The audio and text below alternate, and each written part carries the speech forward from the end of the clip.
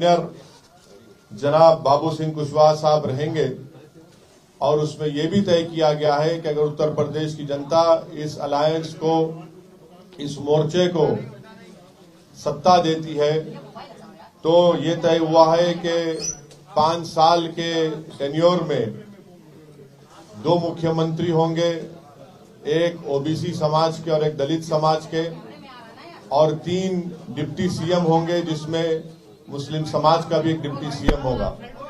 तो ये 4 अहम बात। अस्सलाम वालेकुम दोस्तों, जैसा कि आपने सुना है बैरिस्टर असदुद्दीन ओवैसी साहब की ज़बान से उन्होंने ऐलान कर दिया है कि इंशाअल्लाह डिप्टी सीएम जो है इस बार यूपी में मुसलमान बनेगा। और कई पार्टियों से उन्होंने जो है अलायंस कर लिया है, गठबंधन हो चुका है, जिस बात को लेकर मुस्लिम समुदाय में इस बात को लेकर बड़ी एक दिक्कत समझी जा रही थी कि अकेले चुनाव किस तरीके से हम लड़ सकते हैं, कैसे हमारी जो पार्टी है कामयाब हो सकती है। इंशाअल्लाह पार्टी भी कामयाब होगी और डिप्टी सीएम भी मुसलमान बनेगा इंशाअल्लाह। धड़कनें बंद हो चुकी हैं बीजेपी की, समाजवादी पार्टी की और कांग्रेस पार्टी की। आप वीडियो में अच्छी तरीके से सुन सकते हैं असदुद्दीन ओवैसी का पूरा बयान।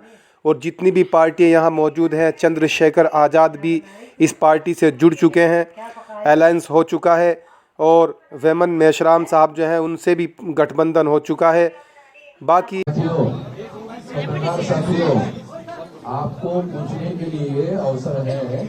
अभी हम अपनी बात आपके सामने रखते हैं, उसके बाद सवाल जवाब होगा।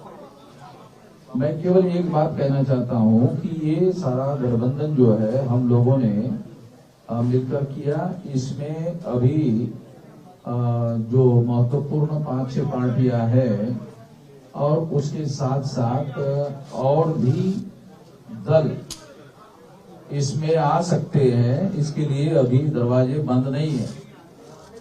तो एक तो ये बात है। दूसरी बात मैं कहना चाहता हूं कि इस गठबंधन के ऐलान होने के बाद बीजेपी और समाजवादी के बीच में जो लड़ाई हो रही है, अब बीजेपी और समाजवादी के बीच में लड़ाई नहीं होगी, बीजेपी और हमारे भागीदारी परिवर्तन मोर्चा के बीच में लड़ाई होगी। अब समाजवादी गठबंधन तीसरे नंबर पर चला जाएगा।